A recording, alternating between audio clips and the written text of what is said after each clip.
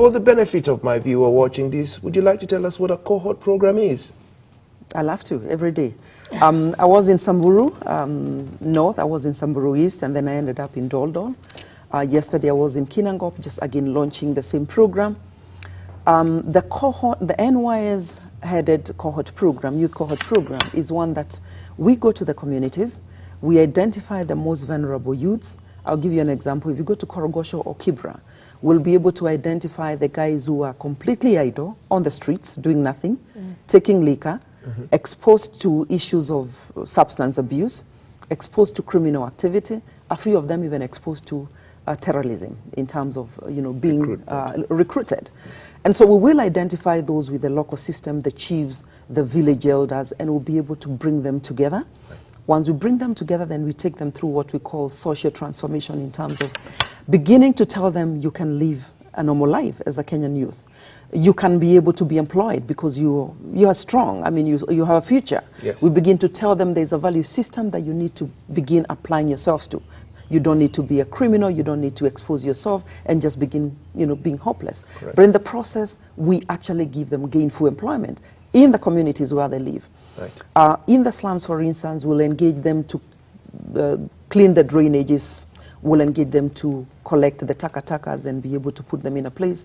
We'll engage them to actually man the villages so that there is enhanced security. We'll engage them to actually help the elder people or the disabled people within the community. But in the process, we're actually getting them on a journey to transform them. The most phenomenal component of this program is that we are able to tell these guys, hang on, with the earnings that you're making, you don't need to squander all of it, that you're able to save a certain percentage of that, and you're able to create your own ecosystem that you can be able to invest in. You mentioned through SACCOs earlier. Right. Through SACCOs. Right. And in that saving, when we move out of that intervention area, you're actually able to be on your feet and carry on with the businesses.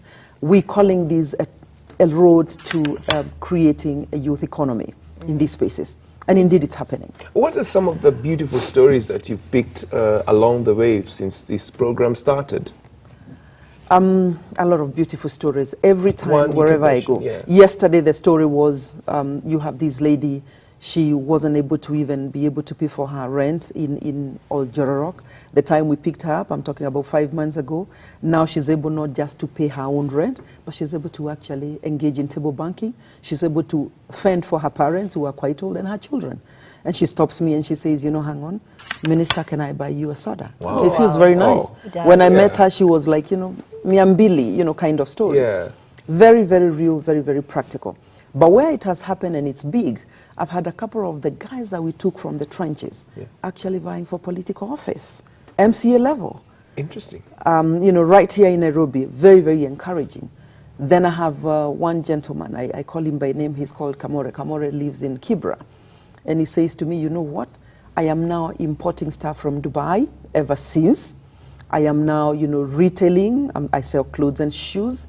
And he says, I'm not even done yet. Look, I actually drive a Pro Box. And I look at this young man, and it's true. And he's a beneficiary of the fund? Amazing. From zero.